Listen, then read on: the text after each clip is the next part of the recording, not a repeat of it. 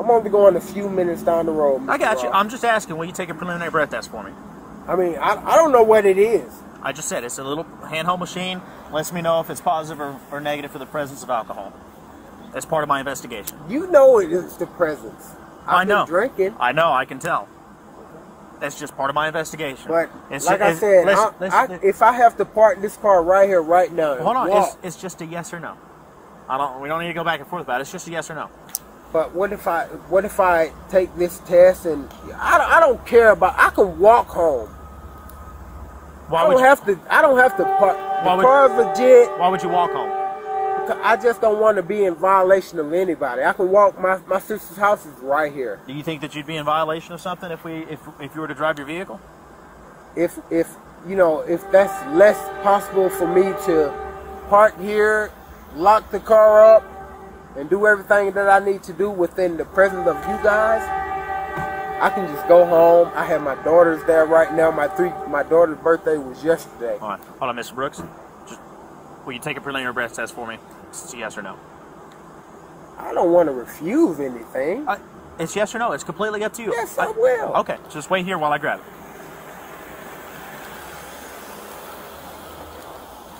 Blow up bed tomorrow. Here's the money for, to enjoy herself tomorrow. Just, give me a burger or something.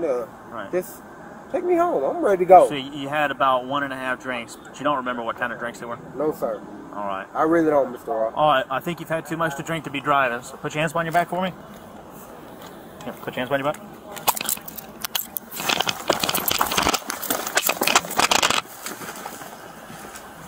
Hey, stop fighting. Stop fighting. Stop fighting. You're gonna get tased. You're gonna get tased. You're gonna get tased. Stop. Come on, man. Stop. You're gonna get tased. Mr. Ross. Hey, hands off the fucking taser. Stop. Hands off the taser. Stop fighting. Hands off the taser.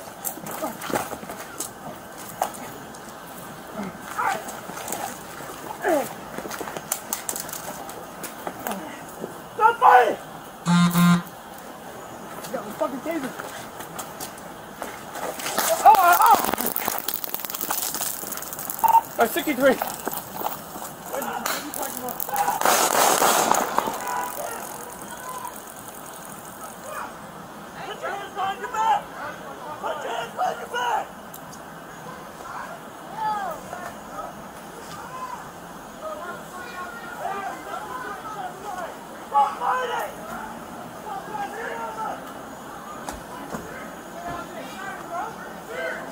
Come on, man.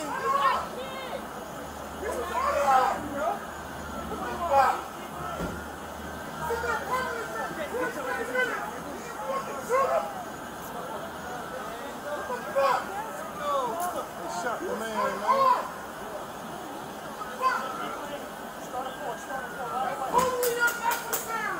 Man, that's messed up, man.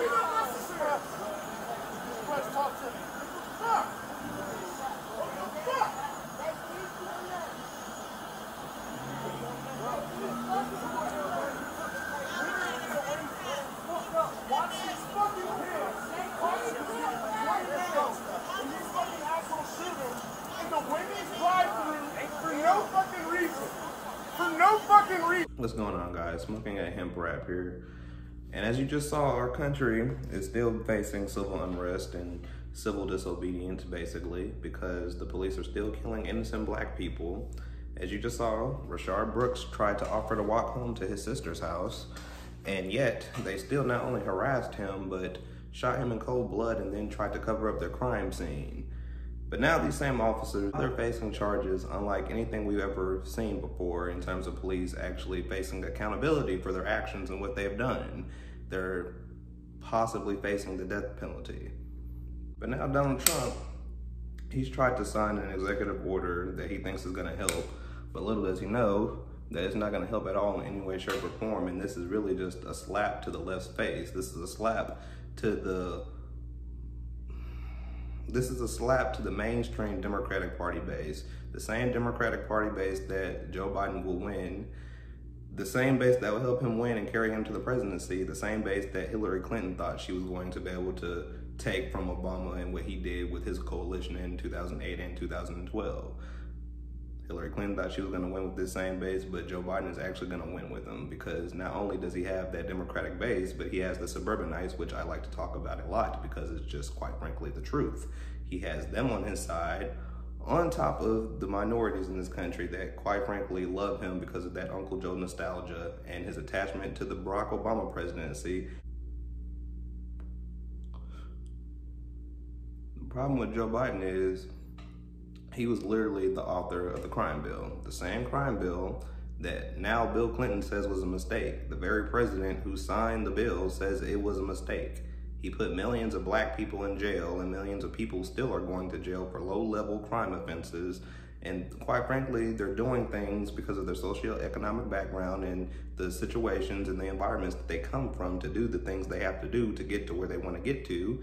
And yet they're constantly putting these type of people in jail and focusing more so on them than the actual root of the cause of why they're doing what they're doing.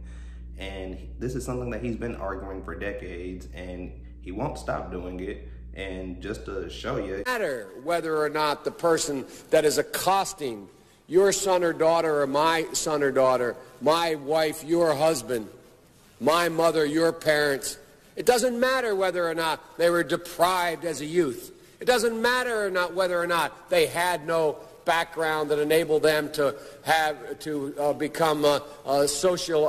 become socialized into the fabric of society. It doesn't matter whether or not they're the victims of society. The end result is they're about to knock my mother on the head with a lead pipe, shoot my sister, beat up my wife, take on my sons. So I don't want to ask what made them do this. They must be taken off the street. That's number one. There's a consensus on that.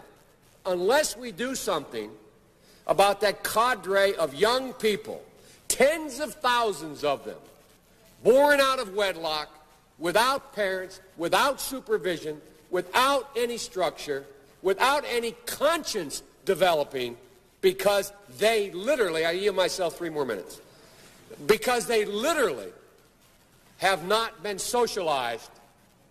They literally have not had an opportunity. We should focus on them now. If we don't, they will, or a portion of them will, become the predators 15 years from now. And Madam President, we have predators on our streets that society has, in fact, in part because of its neglect, created. Again, it does not mean because we created them that we somehow forgive them or do not take them out of society to protect my family and yours from them. They are beyond the pale, many of those people. Beyond the pale. And it's a sad commentary on society. We have no choice but to take them out of society. And the truth is, we don't very well know how to rehabilitate them at that point. That's the sad truth. I'm the guy that said, rehabilitation, when it occurs, we don't understand it. That's the Uncle Joe that everybody's supporting. That's the Uncle Joe that everybody's getting behind and flocking to in numbers. Like I said, he has the suburbanites on his side. People who are Republicans, but they're disaffected by Donald Trump and they don't like the type of rhetoric that he uses at all in any way, shape, or form. So he's gaining with those type of voters tremendously, astronomically actually, and is getting to the point to where Donald Trump has a better shot at winning Minnesota than Florida, which I never thought I would actually express in any way, shape, or form, but that's just where we're at now. And like I keep saying, Joe Biden is looking at 08 proportions in terms of victories, landslide proportions. That's what we're looking at. And yes, it's a continuation of the deep state, but to all my folks who try to say that Donald Trump is just this outsider politician who's supposed to take down the whole entire deep state Trimonite network that is aligned with itself all throughout our whole entire federal government and society, quite frankly, to be honest with you, because they are strategically set up within each institution, within each branch of our government, throughout different circles and organizations. And what they do is they use these different organizations and circles and they follow specific guidelines. And this is their playbook to control the politicians in which they are within the institutions. If that makes sense, to control the politicians who are within those bureaucracies and oversee these different bureaucracies, to control them by going by their playbook, these organizations that are behind the scenes use this playbook and to, quite frankly, influence these politicians. And this is how their circle of influence grows, and it's unpenetrable because it continues to grow no matter what. So this is what America is really facing. Trump is one of the biggest victims of the Trumanite Network / Deep State in our country. And he just doesn't even know it, because the very people who are advising him, telling him everything to do in terms of these lawyers and different advisors that he brings in, they are literally the Trumanite Network / Deep State operatives themselves. And Donald Trump doesn't even know it, which makes him a victim of this and a continuation and solidification of the Deep State / Trumanite Network. He just signed an executive order that he says will do away with chokeholds, and all it does is incentivize the police departments across the United States to do better. Only problem with that is this is literally just a way for him to say that he tried to do something and that he did do something, when in all actuality he did nothing at all, because police officers in this country still are scared of taking anybody's life, but in particularly black people's lives at all in any way, shape, or form. This doesn't scare them. It's not a deterrent. We wanted a deterrent bill, a deterrent executive order, and this is nothing like that at all. This is just a way for him to, how can I put this? Give his base a dog whistle, trying to say, yes, look, I did something somewhat, and that's all I'm going to do, but you all are my people. I'm with you. I'm with the police officers. I'm with the cops. And yes, because lots of people that are within his base are police officers, or in some way, shape, or form have people that are affiliated with police officers. So therefore, he's not going to alienate them. He wants them. He needs them. So this is just where we're at in terms of American politics right now and the state of our government. Like I say, Joe Biden and Trump, there's no difference literally, which is why we're entering very interesting territory within these next coming years, because there's going to be millions of disaffected voters on both sides, the left and the right. And when you have a sophisticated, deep-stated, Trumanite network that is at work and that is at play right now as I'm speaking, which is disaffecting a large percentage and portion of the left movement. And then when you have Joe Biden come in, a complete middle finger to the left movement and to the right movement, to be fair, and at a certain extent, a complete alienation of both of these sides, you're going to start to see even more portions of their electorate that helped them get to where they got start to succumb to the ideas of these radical bases and movements. This is where we're at. So if Joe Biden picks a black woman as his VP, that is literally the embodiment of capitalizing off of cultural issues and identity politics at its finest, in essence, at its finest, because doing that will help solidify that diverse minority coalition that Barack Obama was able to use to his advantage in both elections. But only difference is, like I keep saying, Joe Biden isn't as deceitful and as articulate in terms of an orator. Joe Biden is not as articulate and intellectual in terms of being an orator like the way Obama was. Obama was able to tell you that he's going to do this and that, X, Y, and Z, while not only not doing it, but actively fucking you while saying these things to you. That's what Barack Obama was. And that's how he was able to win a landslide proportions both times, which is why I really hate him now, because now you have Obama come out and do a Zoom video about a week or so ago now, asking for mayors, cities, and municipalities across the whole entire country to do the right thing and to bring reform and enact change themselves, when in fact, not only was he in a position of power to do something about what we're seeing right now, the chaos, but he actively solidified what we're seeing right now by not doing anything. He created a task force with Loretta Lynch, and they literally did nothing. They changed none of the guidelines or none of the requirements that police departments across the country have to follow at all in any way, shape, or form. But not to mention, like I keep saying, he had full unilateral control of our whole entire federal government at one point in time. Obviously, you're not going to keep it forever, but while you have it, what are you doing with it? He did nothing. Like I said, got the hemp wrap.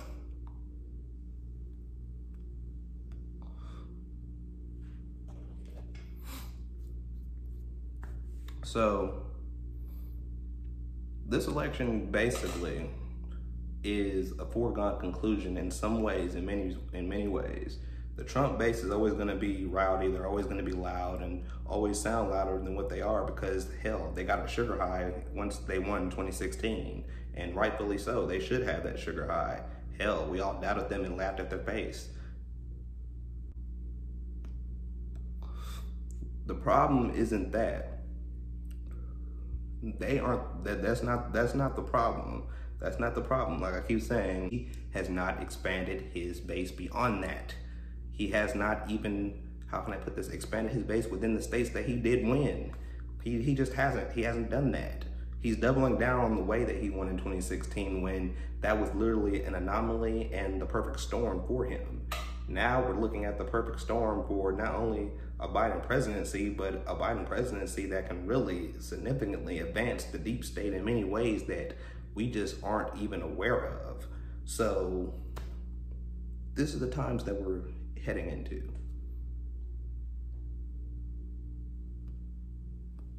So with the disaffected electorate at play here, heading into these next couple of years that we're in, like I keep saying, we're on the cusp of seeing a radical rebellion unlike any other. We're seeing it now in the streets, as Dave Chappelle said. We're seeing it right now in the streets, but it's going to intensify in many ways and aspects once we return to the status quo and business as usual under Joe Biden.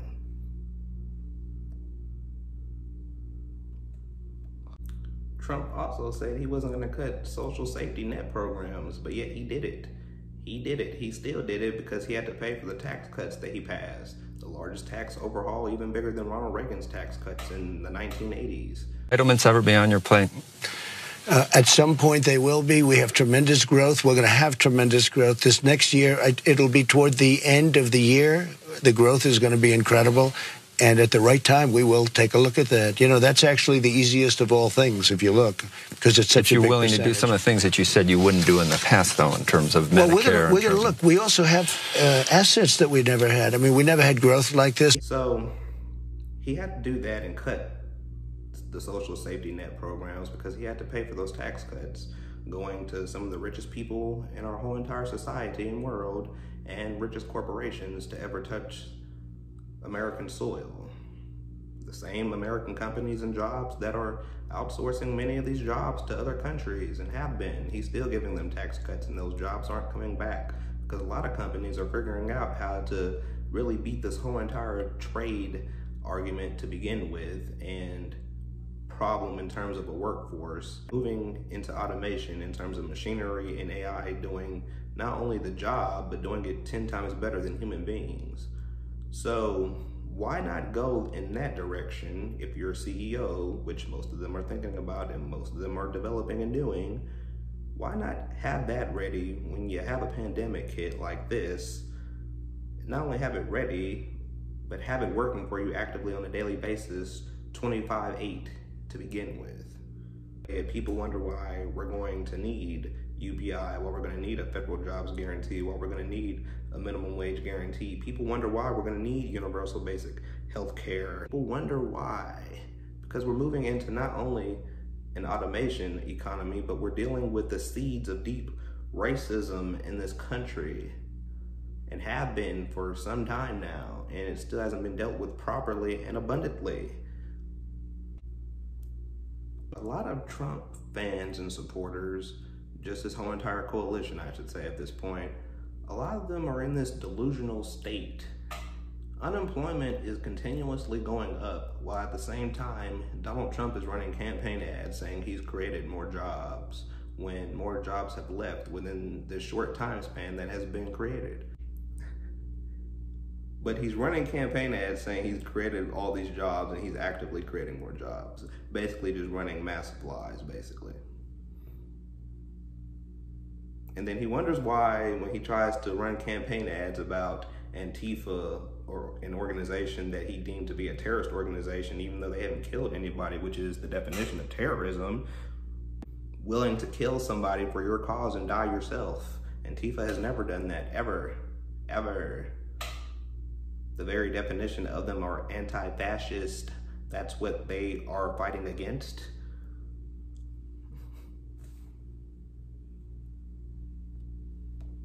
It's just been right-wing propaganda throughout the years, and that are actively pushing narratives now, including Trump himself, that they are this force that's trying to recreate our society into a utopia of communism and left-wing politics. That's what they've been pushing for decades, and hell, it's sinking in to a lot of voters and to a lot of people right now. But the problem is, it's just not true. It's not true in any way, shape, or form. Yes, they've had their violent moments, I'll say that. Probably because they were, how can I put this, antagonized perhaps at different events, and people encapsulate on those different moments and times in history that they have been seen or caught on tape or video doing something, and they blow that up and try to paint the picture of them as being a terrorist organization, which just is not true. But not only that, it almost shows the lack of education, because anybody who's taken a decent sociology class will know you can't just take one incident or a couple incidents and classify that as a whole in terms of a group of any kind. It's different when it's a couple incidents and when that is the basis of your movement in terms of some right-wing campaigns, right-wing terrorist organization groups. But this is where we are. Sad I had to come to all this. Really, a president who is focusing on all this. He's a conspiratorial president that focuses on a lot of this madness. And hell, like I said, his electorate, part of that electorate, they believe the same thing. It's a scary thing he's tapped into, really. Really, it's effective. It really is. Because he's the president, so he's doing certain things to actually do these things, like deeming them a terrorist organization group. Otherwise, this wouldn't be a thing. But he's done it. So that's just some of the things that he's tried to tap into. Now he's taken some losses now over the course of these couple of weeks from the Supreme Court. His own guy, Neil Gorsuch, voted against him last week to allow gay people and transgender people to work at any employer in the country without being discriminated against. His own guy, contradicting his own positions in politics, Neil Gorsuch. But that's neither here or there. He lost another one on DACA. Children who came here when they were little babies and children. He lost that battle. So he's losing the cultural identical politics in which politicians have placated to in retrospect for many, many years and decades, which is why his base loves him for this. This gives him that affinity. This is why they love him the way they do. But politicians who have succeeded on identity politics and cultural politics, they're about to do once so more again, because he's allowing them to, and not only allowing them to, but it's because of his disaffection and unempathy for the real issues that are at our forefront. He, quite frankly, doesn't get it, and he doesn't want to get it because he's focused on maintaining the system that he knows and, like I said, benefiting himself. He's no different from George W. Bush and Dick Cheney, no different, many ways worse, because he is a fake businessman. He has filed for bankruptcy many times throughout all his businesses, and not only that, but started out with millions of dollars in his pocket already. So he's a fake businessman because he has taken advantage of the system, and he's still not only taking advantage of it, but exploiting it and fucking it and helping himself to enormous magnitudes that his base just can't see, because he's weaponized their cultural issues and what they really care about, and to some degree the many deep-stated Trumanite network problems that we have in our government and country, only that he just act like he knows how to deal with these things and change the system and really knock down the deep state and Trumanite network throughout our country. He just acts like he knows how to deal with it, but in retrospect, he's being controlled by these very people, and he just doesn't even know it because it's more strategic than what he understands. That's what the whole issue at play here is in America.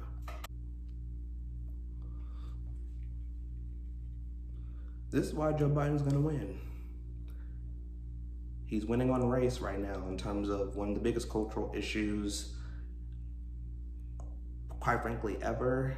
And he's gonna feed into the identity politics narrative. He has the cultural issue in race, and he's gonna feed into the identity politic narrative in terms of picking a black woman as his VP. There's two right there. That's all he needs. That's all he really needs. Hillary Clinton sucked at that because she tried to pick a vice president that could speak Spanish but wasn't of Mexican descent himself. Almost a slap in the face to lots of minorities. That's where she fucked up. She thought too hard. Joe doesn't have to think that hard at all. Just pick a black woman. That's just how simplistic times have gotten because Trump has allowed it to get there with his inaction of dealing with things while being in the White House. Yes, he's done a little bit more, tad bit in terms of criminal justice, which he can say, which is why I say the Democrats haven't helped him by helping him weaponize some of these issues himself. But at the same time, it's being brought back around because he and his deep-rooted racism is being brought out to the forefront itself. And hell, that's always been there. Like I said, him and his father didn't want to rent out condominiums to black people for decades. That's been a well-known thing. So his racism is really being brought out and exposed. He's even losing the cultural issue with NASCAR, someone who placates a company that has placated and branded itself in racist Southern sports politics, I should say. So he's losing all those things that the Democratic Party, that's all they really need in terms of defeating him. Hell, they're already kicking his ass now in Michigan and Wisconsin. But like I said, he shouldn't be losing Arizona. He shouldn't be losing Florida. Ohio should be off the table. But Trump is allowing these states to be in contention. Election night, that's all I'm gonna do right there. Do this right here.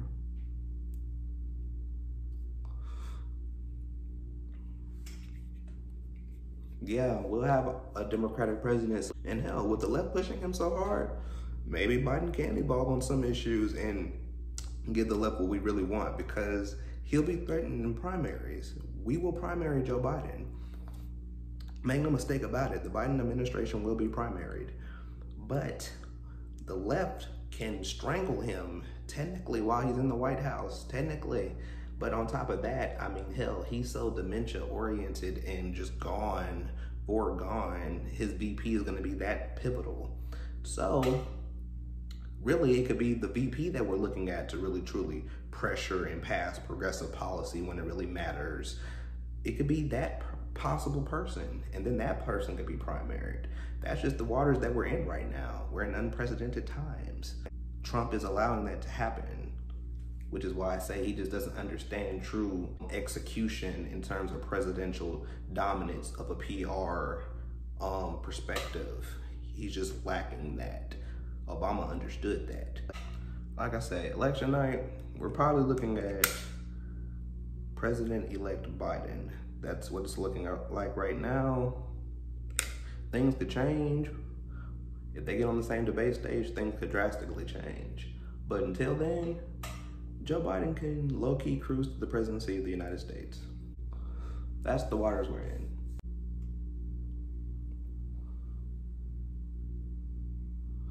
All natural.